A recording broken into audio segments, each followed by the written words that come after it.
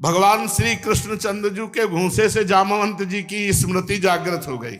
लंकिनी ने कहा, ए छुप के जा रहा है, तुम्हारे जैसे चोरों का आहार करने के लिए मुझे यहां लंका की सुरक्षा में रखा गया है। हनुमान जी नजदीक गए, ये घूंसा मारा। जो ये घूंसा मारा तो कहा, तात मोर अति पुण्य बहुता। घूंसा लगा, बोले बड़े पुण्य। स्मृति जागृत हो गई। मुठिका बार महाकप हनी, रुधिर बमत धरनी धर्मनी, पुण्य संभार उठी सो लंका, जोरी पान कर विरस। जब रावण ब्रह्म बर दीन्हा, चलत बिरंच कहा मोई चीन्हा, विकल हो सित कप के मारे, तब जाने निश्चर संहारे। तात मोर अति पुण्य बहुता, देखियो नयन राम कर दूता। तात स्वर्ग अपवर्ग सुख धरी, तुलाए कंग तूलन ताय सकल मिली, जो सुख लव। हनुमान जी ने प्रवचन नहीं किया था, स्मृति जागृत हो गई। घूंसे से स्मृति जागृत। मैं आज धन्य हो गई भगवान के दास का दर्शन। तो जय जामवंत के कितने दिन युद्ध हुआ था जानते हो? 28 दिन। दिन रात कोई चाय नाश्ता भोजन नहीं, बराबर घूंसा चल रहा है।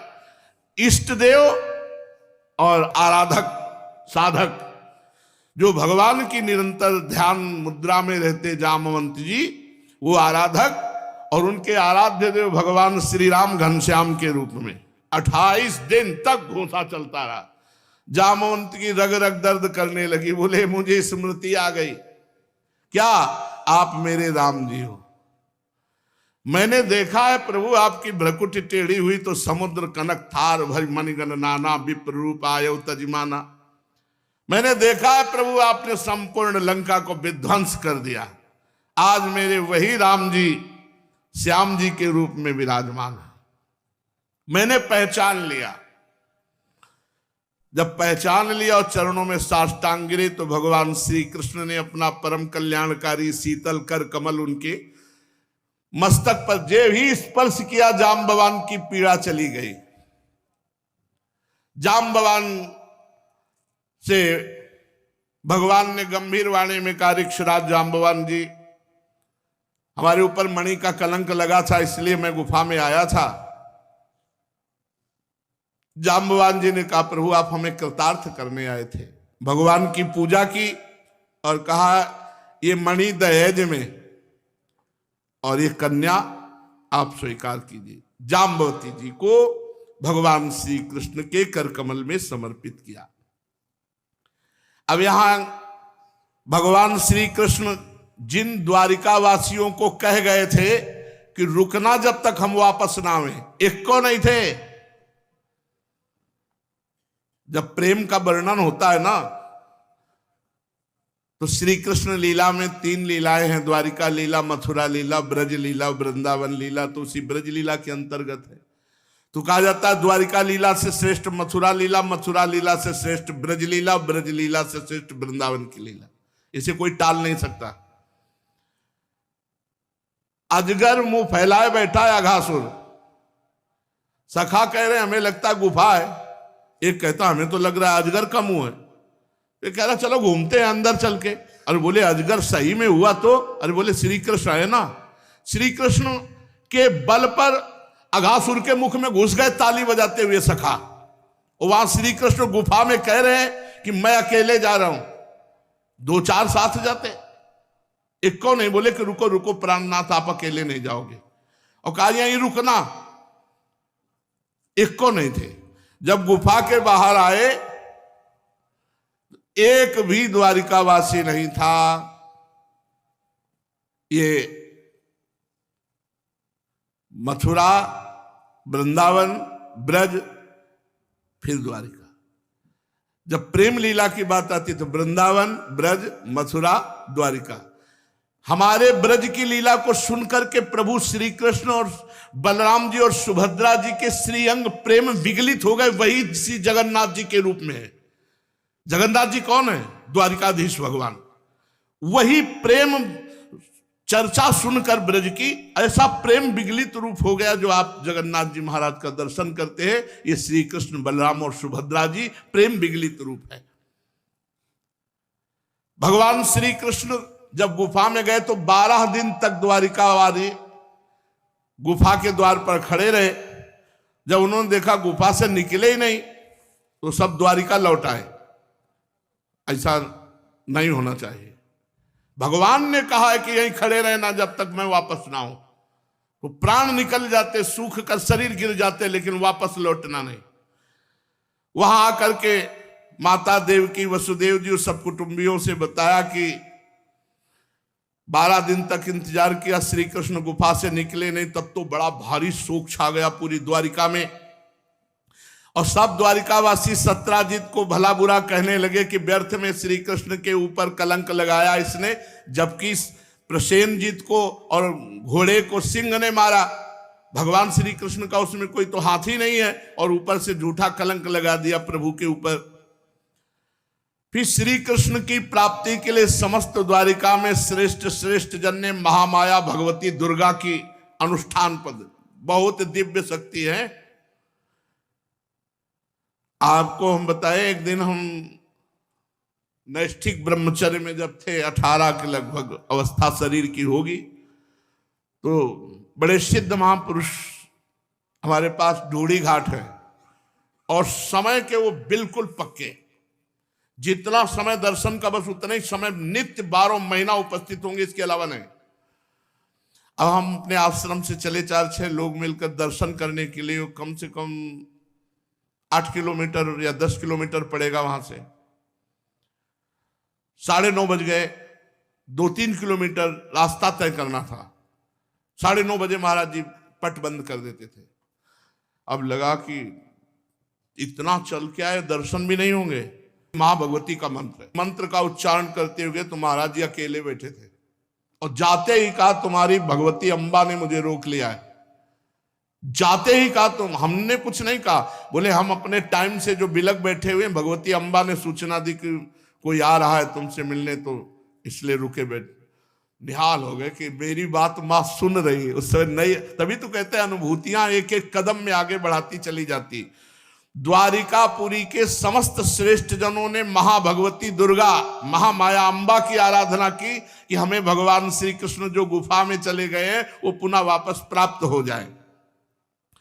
दुर्गा देवी प्रसन्न हुई और कहा अवश्य। इतना कह के अंतर ध्यान हुई कि द्वारिका में देखा कि भगवान श्री कृष्ण जाम्बवती के साथ प्रवेश कर रहे हैं, नई दुल्हन। सफल मनोरथ समस्त द्वारिकावासी अम्बा जी की जय बोलते हैं कि अभी उपासना पूरी हुई। और द्वारिकावासी भगवान श्री कृष्ण के साथ देखा 9 किशोरी रूप जाम्बवती जी और भगवान समंतक मणि लिए हुए, तो सब द्वारिकावासी ऐसे आनंदित हुए मानो दूसरी बार भगवान को प्राप्त किया हो। सत्राजित को राजसभा में बुलाया गया उग्रसेन जी के सामने, और भगवान श्री कृष्ण ने मणि दी और कहा व्यर्थ में झूठा कलंक लगाया था, ऐसा ऐसा ऐसा हुआ, पूरा बताया। मणि सत्राजित को सौंप दी। सत्राजित बहुत लज्जित हुआ और क्षमा मांगा कि हमने अज्ञान में आपके ऊपर दोषारोपण किया। मणि ले ली, पर उसे बहुत चुभा कि मैं निर्दोष भगवान श्री कृष्ण पर ऐसा दोष लगाया। बड़ा पश्चाताप हो रहा था। वो घर गया, लेकिन उसे चैन नहीं पड़ा कि मैंने भगवान श्री कृष्ण पर ऐसा दोष क्यों किया। वो रात दिन जलने लगा और भयभीत ही हो रहा था कि इस अपराध से मेरा मार्जन कैसे हो, कैसे मैं श्री कृष्ण को प्रसन्न करूं। मैं बड़ा क्षुद्र अदूरदर्शी हूं, कैसे अपने अपराध का। तो सत्यभामा पर दृष्टि पड़ी, सत्राजित की पुत्री है। ओहो, अपराध मार्जन का रास्ता मिल गया। मैं समंतक मणि और सत्यभामा दोनों श्री कृष्ण को दे देता हूं, तो मेरे हृदय की जलन शांत हो जाएगी, और मेरी पुत्री का जैसा सौभाग्य होगा वो तो महान। बहुत आनंद आया हृदय में, जब सत्य चिंतन होता है तो आनंद आता है। मेरे अपराध का मार्जन हो गया, मार्जन हो गया, उपाय मिल गया। सत्राजित ने अपनी विवेक बुद्धि से ऐसा निश्चय करके स्वयं इसके लिए उद्योग किया और सभा में जाकर भगवान श्री कृष्ण के चरणों में समंतक मणि अर्पण कर दी और कहा कि सत्यभामा मेरी पुत्री है, शील स्वभाव सुंदरता उदारता सद्गुणों से संपन्न है। सत्यभामा को बहुत सुंदर सुंदर वर चाहते थे कि मुझे प्राप्त हो, पर मैं सत्यभामा आपको प्रदान करता हूं। भगवान श्री कृष्ण ने विधि पूर्वक सत्यभामा, बहुत सुंदर थी सत्यभामा जी, ये पृथ्वी का अवतार है और अंबा जी के अंश से जाम्बवती जी है। पाणी ग्रहण भगवान ने किया। अब 3 पटरानियां हो गई। महालक्ष्मी का अवतार श्री रुक्मिणी जी, अंबा जी का अवतार जाम्बवती जी और पृथ्वी का अवतार सत्यभामा जी। ये 3 पटरानियां भगवान की आगे क्रमशः प्राप्त होती जाती है। भगवान ने सत्यभामा जी से जब ब्याह कर लिया तो समंतक मणि पुनः सत्राजित को दी कि मुझे समंतक मणि नहीं चाहिए, आप सूर्य भगवान के भक्त हैं इसलिए आपके पास रहे, हम तो केवल उसके फल के अधिकारी हैं। जो 8 बार सोना हुआ करे वो सत्यभामा को दे दिया करो। परीक्षित यद्यपि भगवान श्री कृष्ण को इस बात का पता था कि लाक्षागृह की आग से पांडवों का बाल भी बांका नहीं हुआ, तथापि जब उन्होंने समाचार सुना कि लाक्षागृह में पांडव जल गए तो कुल परंपराजित व्यवहार करने के लिए बलराम जी के साथ हस्तिनापुर गए। वहां जाकर भीष्म पितामह, कृपाचार्य, विदुर, गांधारी और द्रोणाचार्य से मिलकर सहानुभूति प्रकट की और कहने लगे ये तो बड़ा अनिष्ट हो गया जो पांडवों को लाक्षागृह में भस्म किया गया। जब भगवान श्री कृष्ण हस्तिनापुर चले गए तो द्वारिका में अक्रूर जी महान भागवत हैं, देख लो बड़ी चूक हो जाती कभी कभी बड़े भक्तों से भी। कृतवर्मा से मिले अक्रूर जी और अक्रूर जी कृतवर्मा दोनों सतधन्वा से मिले और सतधन्वा को कहा बड़ी कीमती चीज है समंतक मणि, छीन लो उसको, ना तो मार डालना। सतधन्वा को भड़काया अक्रूर जी और कृतवर्मा और कहा देखो सत्राजित श्रेष्ठ कन्या सत्यभामा का विवाह हमसे करने के लिए कह रहा था, कृतवर्मा ने कहा, और वो श्री कृष्ण को दे दिया। सुनो अब ऐसा उपाय करो जहां प्रसेनजित गया है ना वहीं सत्राजित को भी पहुंचा दो। अक्रूर जी और कृतवर्मा ने भड़काया सतधन्वा को। सतधन्वा तो पापी था ही, उसके सर पर मृत्यु नाच रही थी इसलिए बात समझ नहीं पाया। अक्रूर जी और कृतवर्मा के बहकाने पर उनकी बात में आ गया और वहां गया तो देखा सत्राजित सो रहे हैं और मणि एक दिव्य स्थान में रखी। तो सतधन्वा सत्राजित को मार डाला। अब स्त्रियां चिल्ला पड़ी वहां घर की। सतधन्वा कोई भी आवाज पर विचलित नहीं हुआ, सत्राजित को मारकर मणि लेकर वहां से चंपत हो गया। रास्ते में अक्रूर जी मिले, उनका मणि मुझे दे दे, तेरे पास मणि नहीं तो मार डाला जाएगा, तू ऐसे तो तू बच जाएगा। अक्रूर जी ने मणि अपने जेब में डाली, काशी निकल गए। बड़ा विचित्र खेल है। अब सत्यभामा जी जब देखा कि पिता मार डाले गए तो बड़ा शोक हुआ, वो हाय पिताजी विलाप करने लगी। इसके बाद सत्राजित के शव को तेल के कढ़ाई में रखवा दिया गया और हस्तिनापुर को गई और बड़े दुख से भगवान श्री कृष्ण से अपनी पिता की हत्या का वृत्तांत सुनाया। भगवान को सब कुछ पहले से पता था। अनजान बनते हुए कहने लगे, अरे आंखों में आंसू भर के, अरे हमारे ससुर की हत्या हो गई, हम पर तो भारी विपत्ति आ गई, वैसा ऐसे करके विलाप करने लगे। इसके बाद भगवान श्री कृष्ण सत्यभामा और बलराम जी हस्तिनापुर से द्वारिकापुरी लौट आए। पूरा पता लगाया, पता चला अक्रूर जी और कृतवर्मा ने भड़काया था। सतधन्वा मार करके सत्राजित को मणि लेकर भाग गया। जब सतधन्वा को मालूम हुआ कि यह बात श्री कृष्ण को पता चल गई, बहुत डर गया। उसने प्राण बचाने के लिए कृतवर्मा से कहा, तुमने कहा था कि मार डालो, मणि छीन लो, अब हमारी सहायता करो। कृतवर्मा ने कहा, भगवान श्री कृष्ण बलराम जी सर्वशक्तिमान ईश्वर है, उनसे हम तुम्हें बचा सकते हैं भला? अरे उनकी समानता कोई करने वाला त्रिभुवन में नहीं, कौन होगा जो उनसे वैर बांध करके इस लोक और परलोक में सकुशल रह सके? तूने देखा नहीं, कंस ने बैर किया, बाल पकड़ के सभा में उठा के पटक के मार डाला। अरे जरासंध जैसे शूरवीर 23 अक्षोणी सेना लेकर 17 बार मैदान से भाग पड़े। कृतवर्मा ने कहा, हमसे तुम आशा मत रखो, हम सामने भी नहीं जाएंगे। सत्यधनुआ को टका सा जवाब दे दिया। अक्रूर जी के पास गए और कहा, अक्रूर जी सहायता करो, मणि तो आपके पास है, आप हमारी सहायता करो। अरे उनका पागल हो, ऐसा कौन है जो सर्वशक्तिमान भगवान श्री कृष्ण को जानते हुए भी उनसे वैर विरोध ठाने?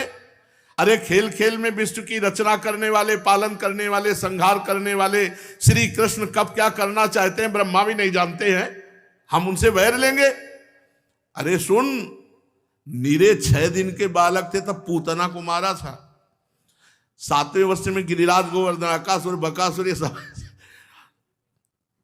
जो नन्हे से बच्चे 7 दिन तक गिरिराज को उठाए रहे, अरे उन भगवान को हम केवल नमस्कार करते हैं, हम तुम्हारा कोई सहयोग नहीं करेंगे।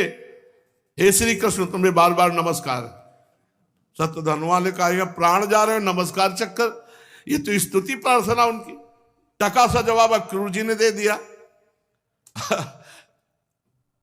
सत्यधनुआ बेमतलब मारा जाएगा। अब ये अपनी जेब में समंतक मणि रख करके काशी चल दी कि सामने ही नहीं पड़ेंगे भगवान के। सत्यधनुआ ने एक घोड़ा चयन किया जो 100 कोस लगातार एक सांस में दौड़ सकता था, बड़ी फुर्ती से भागा। भगवान को पता चला तो श्री कृष्ण और बलराम दोनों रथ पर सवार हुए, जिस पर गरुण ध्वज विराजमान है उसमें अपने घोड़ों से जुतो। भगवान के घोड़े तो मन के वेग के समान। तुरंत पहुंच गए सत्यधनुआ के पीछे। सत्यधनुआ कहां पहुंच चुका था? द्वारिकापुरी से मिथिलापुरी के निकट। इतना तीव्र गति। अब सत्यधनुआ का घोड़ा गिर पड़ा। भगवान रथ छोड़कर पैदल भागे, उसको पकड़ लिया और सुदर्शन चक्र को आदेश किया। गर्दन उड़ा दी सुदर्शन चक्र ने। अब पूरे कपड़े सब ढूंढ डाले, कहीं समंतक मणि नहीं मिली। जब समंतक नहीं मिली तो भगवान श्री कृष्ण ने बलराम जी से कहा, मार तो डाला उसको, उसके पास मणि थी ही नहीं, हमने व्यर्थ में मारा, क्योंकि समंतक मणि तो उसके पास है नहीं। बलराम जी ने कहा, इसमें संदेह नहीं कि सत्यधनुआ ने समंतक मणि किसी न किसी के पास रख दी होगी। अब तुम द्वारिका जाओ, हम यहां जब नजदीक आए हैं तो विदेहराज जनक से मिलकर थोड़ा सत्संग करेंगे।